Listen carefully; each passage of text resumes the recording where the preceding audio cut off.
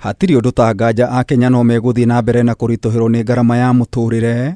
O ni thutha wa kambuni ya utambia wa thitima ya Kenya Power kuga no igukinyaniria mubango wa kwendekithia kuongererwo kwa marihi ma thitima. Hindi ya giikaro na andiki a mohoro na anyiti itemi sector-ini ya utambia wa thitima ni mateteire riendekithia ria kuongerera marihi ma thitima na kiria kiracungiriria thogora uyu kwambatira.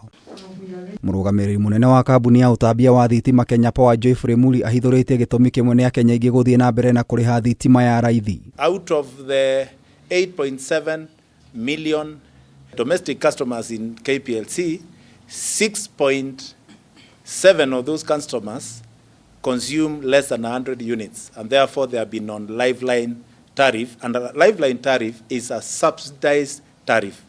It's a tariff which is far below cost. Muli oigete Akenya ya marihaga ciringi 10 hari unit imwe ya thitima na niguo gutigirira ni mariha thitima na thogora uria ubatie, makendekithia thogora uyu wongererwo nginyagia ciringi 14 hari unit imwe. That's an area that had to be looked at so that we can have a percentage of customers paying electricity at a cost that reflects the total cost of supplying power in that area. Undu uyu wakinyanira ugukorwo ukihutia makiria ma Kenya milioni 3.7 aria marihi ma thitima megukorwo makiongerereka na gicunji kia 40 hari 100 na guthii na mbere na kwambatiria ngarama ya muturire. We expect around 3 million customers to remain on lifeline after this tariff adjustment. Itumi ingi cia wongerereku ni wagi wa maĩ ma kuigana ndemu-ini thutha wa bururi kugumirwo ni riũa na bata wa gukinyira Akenya angi milioni 1.2 kwa ihinda ria miaka 3 yukite. We are engaging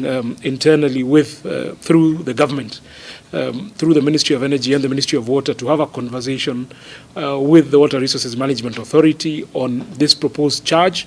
Muli oigete namba ya Akenya aria mena thitima thiini wa miaka 10 yongererekete kuma milioni 2 nginya milioni 9 riu makienda mbeca cia kumatungata wega. You have seen the number of kilometers that we have done of high voltage lines, medium voltage lines and low voltage lines.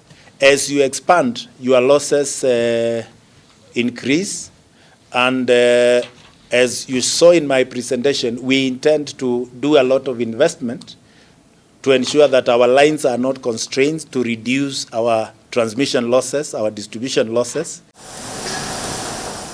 Ikinya riri ningi Muli oigete ni ria kuhinyiriria kambuni na iganda kuruta wira utuku ria marihi ma thitima marikoragwo mari nuthu ya iria marihaga makiruta wira mathaa-ini ma muthenya.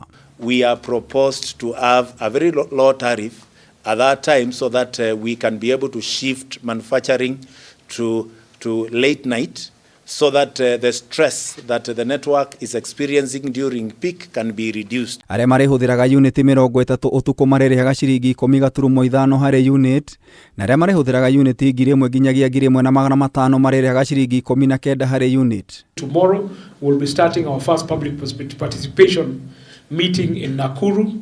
That is tomorrow on Tuesday. We'll then be moving on to Eldoret, going on to Kisumu.